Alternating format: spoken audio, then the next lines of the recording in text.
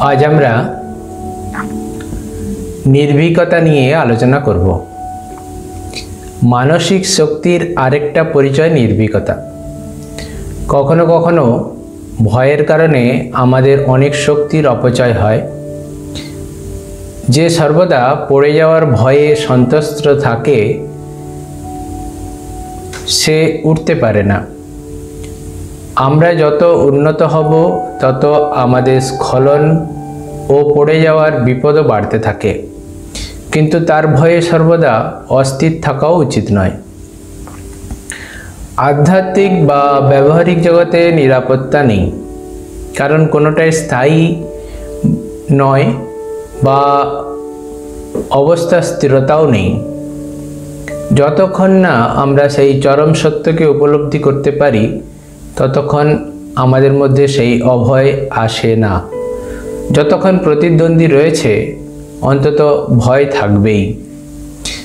অনেক সময় আমরা কাজের পূর্বে ভাবি লোক আমাদের সম্বন্ধে কি ভাবে। এই ভাবতে ভাবতেই আমরা অনেক সময় ও শক্তি অপচয় করি। যদি আমি নির্ভুল হয়ে থাকি, সিদ্ধান্তে স্থির থাকি, তাহলে আমাদের ভয় কিসের?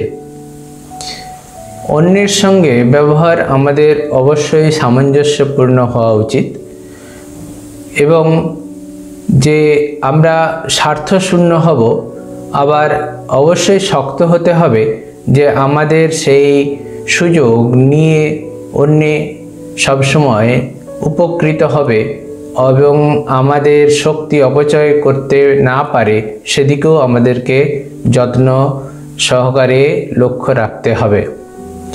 অথবা এমন ব্যবহার করতে পারি, শক্ত হতে পারি, যাতে অযথা আমাদের সুযোগ না নিতে পারে। অন্যের অন্যায় কাজ বা আচরণকে উপেক্ষা করতে যদি আমরা চাই, তাহলে আমাদের শক্ত হতে হবে। প্রতিশোধ না নিয়ে অন্তত এমন একটা শক্তির ভিত আমাদের তৈরি করতে হবে যাতে অপরে আক্রমণ করতে সাহস না পায়। অবিবেকের মতো বা হিংসা প্রণোদিত হয়ে কোনো কাজ করা উচিত নয়।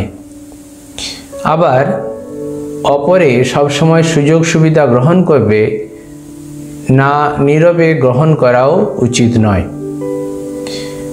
প্রকৃত অন্তরের শক্তি চায়। মনে রাখতে হবে, দৈত্যের শক্তি ধারণ করলেও দানবের মতো ব্যবহার করা উচিত নয়। নির্ভীকতা আমাদের মধ্যে আসলে অবশ্যই আমরা সেই প্রতিরোধ ক্ষমতা তৈরি করতে পারি, যাতে আমাদের চরিত্র এবং মনোবল দুইটি সুসংবদ্ধ হয়।